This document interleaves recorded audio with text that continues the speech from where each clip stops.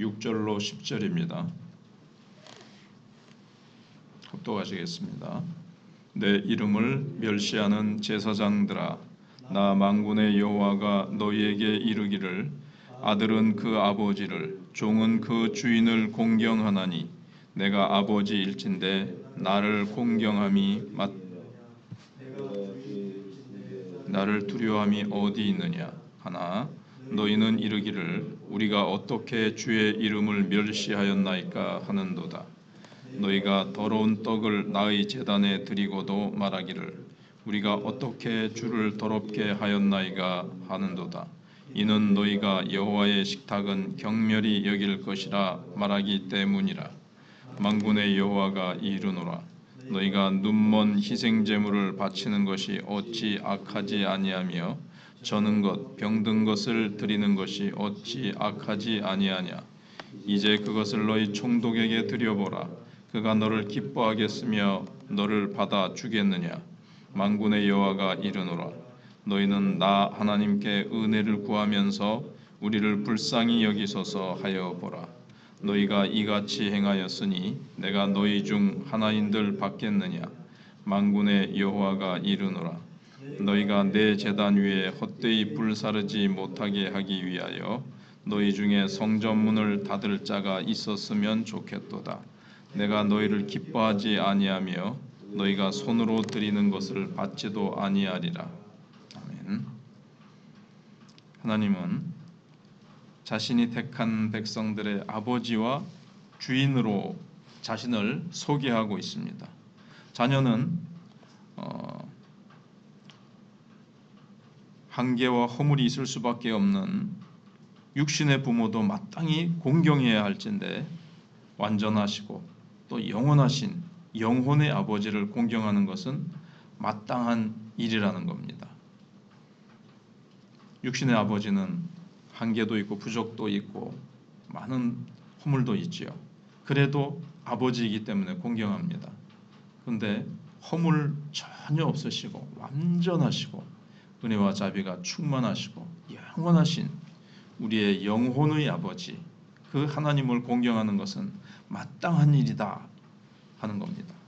종은 또 괴팍하고 무지한 주인이라도 두려워해야 할진데 하물며 선하시고 전능하신 창조주를 두려워하는 것은 또 마땅한 일이다. 이렇게 6절의 상반절에 또 말씀하고 있습니다. 하지만 이스라엘 백성들의 영혼을 인도하는 제사장들은 여호와를 공경하고 두려워하기는커녕 앞장서서 하나님의 이름을 멸시하고 있었습니다. 여호와께 드리는 예배를 더럽히고 있었습니다. 이것은 여호와의 제단에 흠없고 점없는 제물을 드려야 되는데 반대로 눈멀고 절고 병든 제물을 드리고 성소의 떡상에는 갓 구워낸 깨끗하고 아주 향기로운 냄새 좋은 떡상에 떡을 드려야 되는데 그냥 그야말로 쉬고 곰팡이 난 더러운 떡을 드리면서도 여호와의 식탁은 신경 쓸 필요 없이 대충 차려도 된다라고 말하고 있었던 것을 지적하는 말입니다. 7절에 그렇게 하고 있습니다. 그러면서도 제사장들은 하나님께서 자기들의 기도를 받아주지 않는다고 의아해하고 분노하고 있었습니다.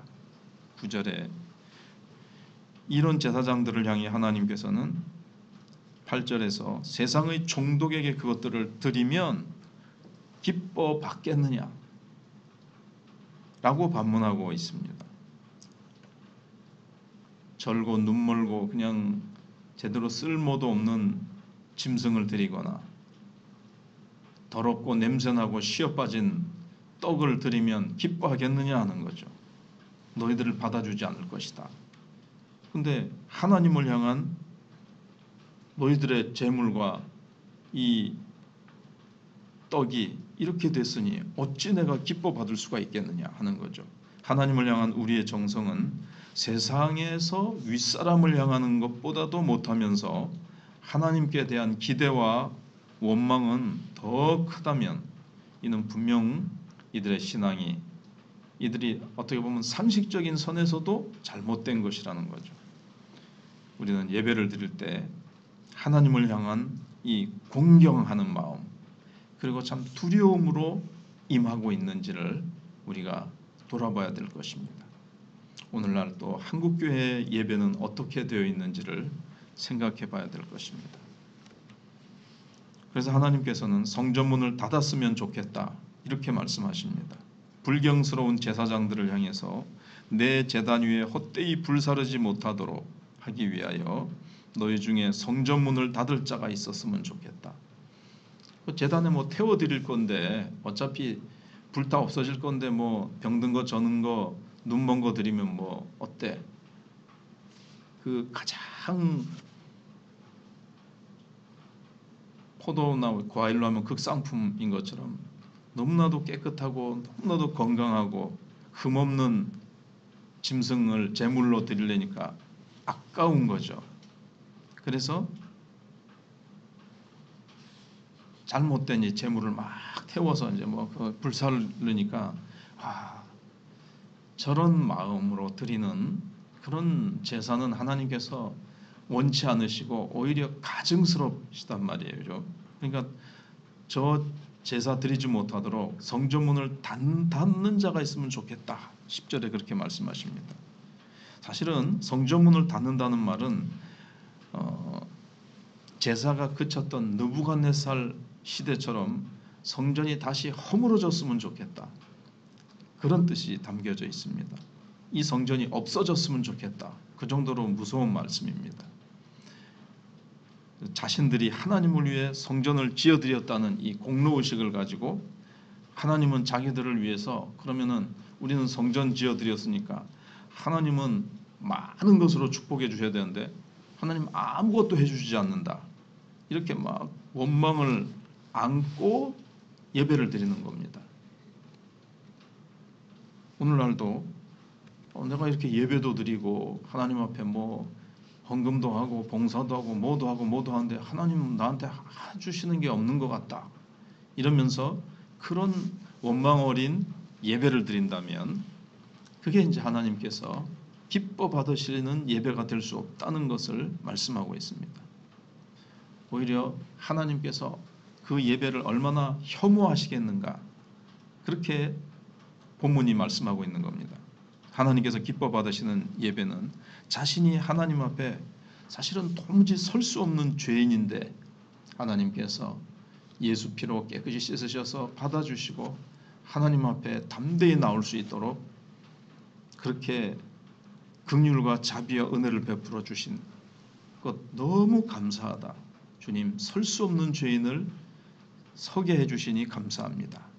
이런 겸손함 그럼에도 불구하고 하나님이 또 선택하셔서 사랑해 주신 것에 대해서 또 하나님께 대한 이 감격 겸손과 감격이 어우러지는 예배가 바로 하나님께서 기뻐 받으시는 예배입니다. 하나님께서 그래서 먼저는 제사장들을 책망하신 이유는 그들이 하나님과 백성들 사이에서 통로 역할을 감당하는 자리에 있었기 때문입니다.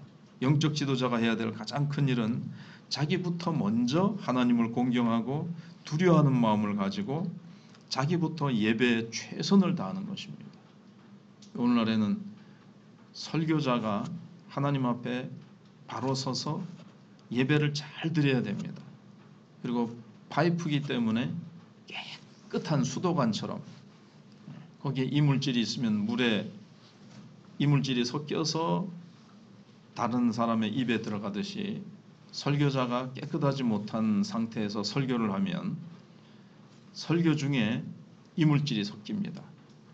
인간적인 말, 또는 뭐 독소가 있듯이 자기가 화나는 거, 자기가 기분 나쁜 거, 짜증 나는 거라든가 세상 말, 철학적인 말, 온갖 이런 것들을 섞인다든가 설교는 자신의 그 설교자의 인격을 통과하게 되어 있습니다.